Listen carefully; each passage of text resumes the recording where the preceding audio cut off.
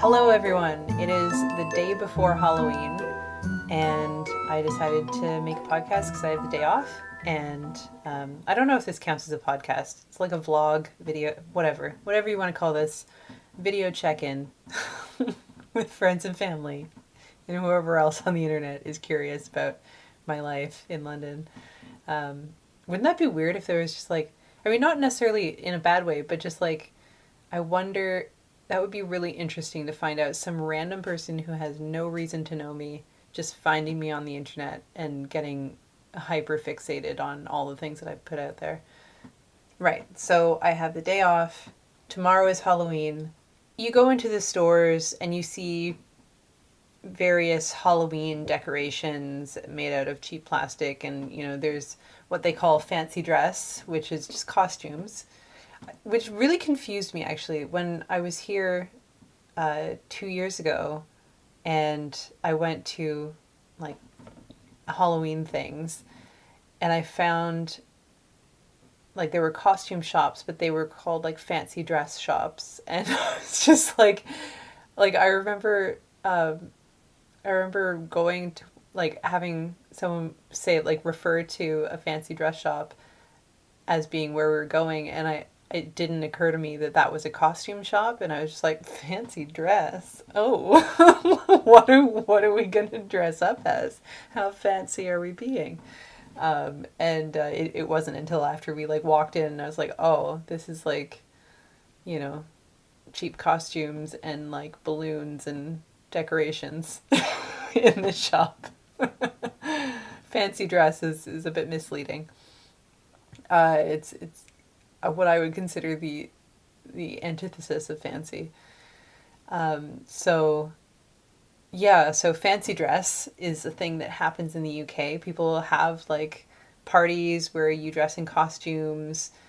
And I think trick or treating is like catching on here. There's more and more commercialization of Halloween going on as they've sort of imported the American version of this holiday, largely for capitalist reasons.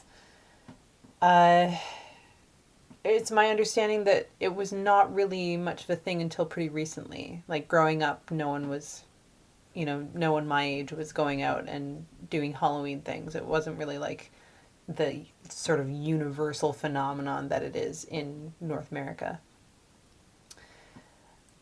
But growing up in Canada, I really loved Halloween, so that was my favorite holiday growing up and kind of still is, though I have more appreciation for other holidays and also less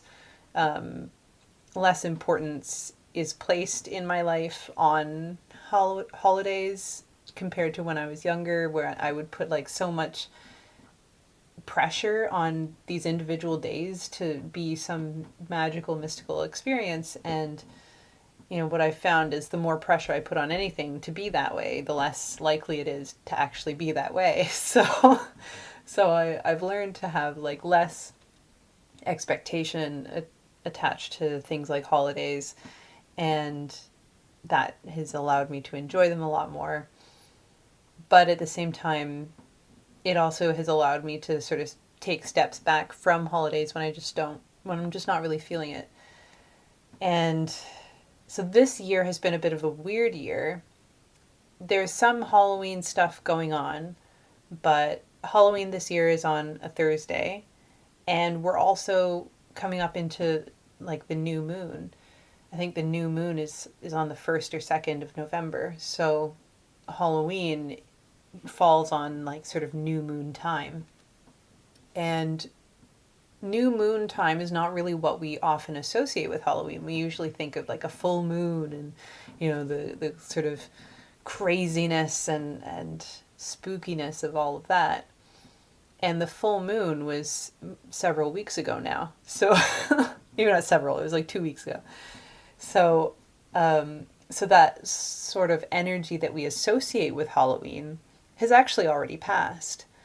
And so my experience of this holiday season has been different from other years because I already went to my fancy dress party. which was really fun. I think I might have mentioned it in a previous recording. I went to like a boat party along the River Lee, which was gorgeous. The party itself was all right, but what I found to be the most amazing part of that whole experience was the getting, getting everything leading up to getting there. So, finding a costume, I did that with a friend, and that was really fun. And then, putting it all together again, doing that with friends. And then I cycled out to the party, and it was a long bike ride along the river at night with full moonlight. It was gorgeous. It was spectacular. There was, you could smell all of the autumn leaves. You could, there were pubs along the river occasionally with, soft lighting and just that sort of like festivity kind of atmosphere. So it really kind of lived up to all of those expectations. And also on the way back, it was very misty along the pathway back. And so it kind of fulfilled all of that Halloween stuff. And I've also like been watching some of my favorite Halloween movies, like The Addams Family, and I watched Sweeney Todd recently, which I hadn't watched in a few years. And being in London made that like more interesting. I know where Fleet Street is. I've walked along that road. So it hits differently when you actually like know these places that they're talking about in the movies that are being shown. I mean, a lot of that's like CGI because London doesn't really look like that anymore. Some parts of it does, but not all of it. And what else? I also watched the new Beetlejuice movie, and that was pretty good. I saw it in theaters. It was just like one of those, a friend had extra tickets, and so I got to just like go and see that with someone else, and yeah, it was really nice. It was a nice sort of cinematic experience. And then, leading up to that, of course, I watched the first Beetlejuice. So like I've been in Halloween mode for like a month and a half already.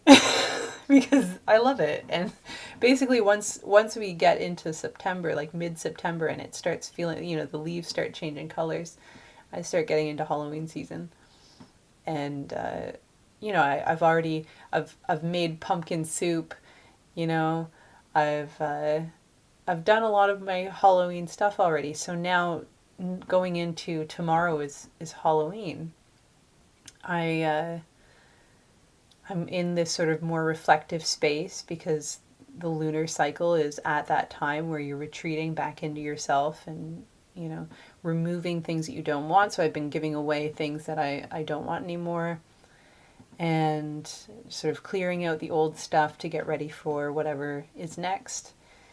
And yeah, I'm not sure what I'm doing tomorrow other than I'm working earlier in the day.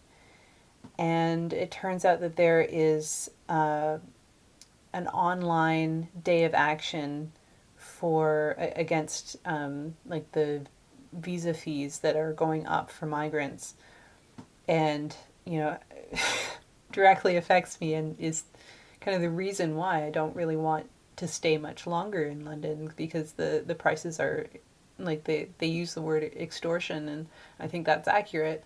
I think the education system here is wild. They charge literally double what they would charge, like double for someone who is an immigrant, or who's like an international student, than for someone who is from here, which isn't unheard of, because that's exactly, Canada does the same thing. Even Quebec does that, right? If you're from outside of Quebec and studying in Quebec, then it's like double the fees.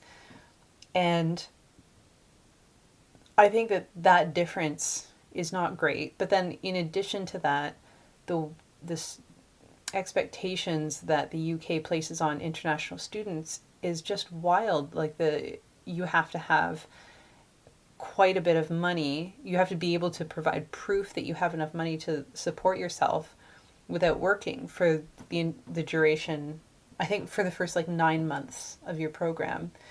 You don't necessarily have to provide proof. Some people do. If you're from like a less privileged country, you have to provide proof. If you're from a more privileged country, they just trust you.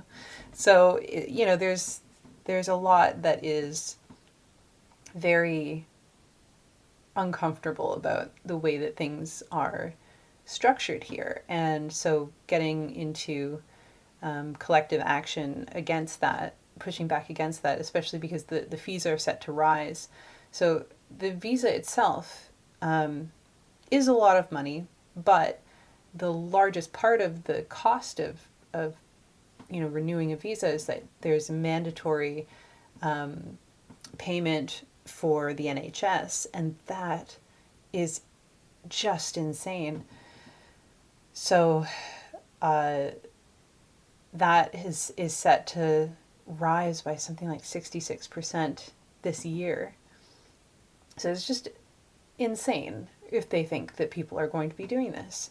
You know, who do they think can? And what kind of people are they inviting into their country? Because what are the kind of people who can? So there's a lot of issues with that. So I might join up with that collective action if I'm in a place with an internet connection and my devices at the right time. There's also a Samhain. Samhain is the traditional like Celtic name of the holiday. Before capitalism came in and started elbowing in all their demands and ways of being. Originally it was Samhain. And so they're actually in Seven Sisters. There's a Samhain celebration really close to me in a park that I kind of earlier, a few weeks ago had stumbled upon and thought like, oh, I need more excuses to come here and spend time. And now there's a reason for me to come there and spend time. They're having like a soup and stories sort of evening where you either can bring a cup for your or a bowl, whatever, for your soup, and they're like portioning out soup. They did say that if you wanted to bring a vegan soup, to go for it. So that to me tells me that the soup is not vegan. So I'm kind of like deciding on how I want to do the soup element of this, because I don't think I'll have time to make myself a soup. But I do like stories, and they are planning on having sort of a campfire of sorts. So I really like the idea of sitting around the campfire and telling stories for Samhain. It's just a very like low-key version of this holiday, but it doesn't have to be a crazy party. And I'm really warming up to the idea of it not being, at least for this year, in terms of where the vibe is at. Yeah, so I have some interesting plans that I'm excited for. But earlier today, so I was on the tube. Here we call it the tube. In Montreal, it's the metro.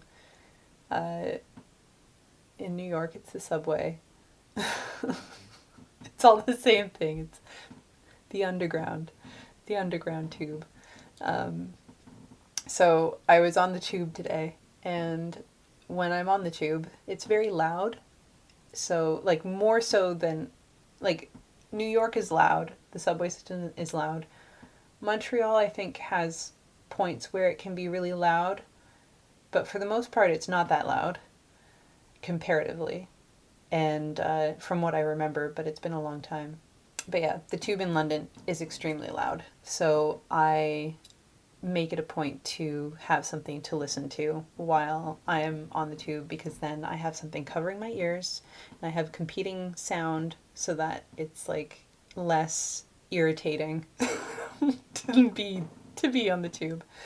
And I've been getting into the Blind Boy podcast, which I was already sort of an occasional listener, and when I was in London before, I became sort of a regular listener.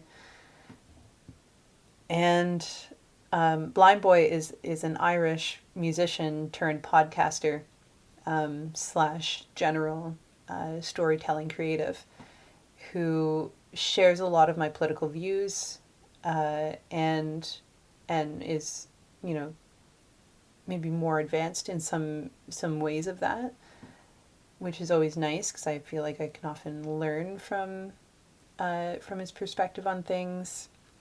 He also has, I think he went to school for psychoanalysis, and so he's got that sort of element to him as well. So there's been a few podcasts where he talks about being present, talks about managing your emotions, being an adult. What does that even mean? So he really gets into the psychology of things, which, having done a degree in psychology, I really enjoy. So I've been listening to that podcast, really enjoying it. I listened to his Samhain podcast, and that was really interesting. And in it, or maybe not in that one, another recent one, he talked in a couple recent podcasts. He's talked about this thing called the Magdalene laundries. There might be multiple. I'm not sure, but it's this sort of institution in Ireland that was run by the Catholic Church, where they were taking in unwed mothers, separating them from their children permanently, but within the same building. There were like tunnels and things, and it was designed specifically to separate them. And they were also like a laundry business. So it was, like labor camps as well. So there's this just horrific history there. And he's been talking about that. He had an interview with Cillian Murphy recently, where he talks about a movie that Cillian Murphy is in, is around the Magdalene Laundry, and it's a fascinating history. And I forget what I wanted to say about that, but I've been listening to it, and I feel a certain attachment to it, at an arm's length, because for one, I have Irish ancestry.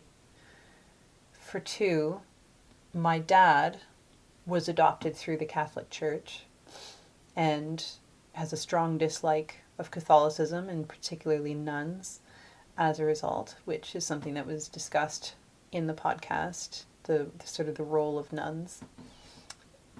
And while I've never been in that sort of position, just that, I have a healthy rage against the systems of oppression, particularly ones that affect, women and children, that separate bonds, because I do feel like I've been sort of separated from a lot of bonds that I would have liked to have through the Catholic Church, through systems of oppression that affect Irish people, and that affect women, and also that affect children. I mean, we've all been children, and we've all experienced what it was like to experience childhood. Depending on what society you're in, I think probably the dominant Anglosphere perspective is not favorable to children, or has not been. I think that might be shifting, hopefully, but for a long time it hasn't been. And I was actually, so I had a day off 2 days ago, and I had a really lovely time with a friend who grew up in the same town that I grew up in, and then moved to the same city for university, and now is in the same city in London doing a postgraduate degree at the same university that I went to. So we have a lot in common, but we also have had a lot of separation from one another. We were peripheral to each other's lives, never really like close friends, but now that we are at this time in our lives, and we're reconnecting largely through circumstance, but we're also discovering all the incredible ways in which we're connected. And a lot of it is through, really uncomfortable experiences in childhood that we both survived and suffered through. Anyways, all that to say is there's been a lot of things in my mind around oppression, around how we treat different parts of humanity, how do we connect and disconnect from each other, and really trying to shape my life in a way that is more authentic to how I want to be connecting with others. So, like recently, I got to meet a bunch of people in a very sort of strange way, which I'm not sure I'll reveal, but but it was really nice that we all instantly connected on a really deep level about a lot of political issues, personal realities, and even though we've all had very different experiences in certain respects, there's undertones of similarities that we really connect with. And so I've already found myself like a group of friends that were very excited about doing, politically aware art, and art as personal liberation, as collective liberation. And so I'm really excited about what we might create together, and how this will evolve. I have no idea what will happen, but I'm very excited for the last few months of my time in London, and starting to place the pieces together for what will happen afterwards. Because my graduation ceremony is at the end of May, and my visa expires at the end of January. So there's a few months unaccounted for that I would like to stay in this area of the world between those times. It's just a matter of how, and the how is coming together bit by bit, and it's a really exciting journey that's happening. I don't want to reveal too much because nothing is solidified, but yeah, I think there's a lot of really interesting things coming together right now. So my phone is about to die. But I'm really glad that you came in and checked in with me. I feel like there's so much more that I want to say than I ever have time to really say. But thanks for listening, and I'll check in with you again soon. Bye.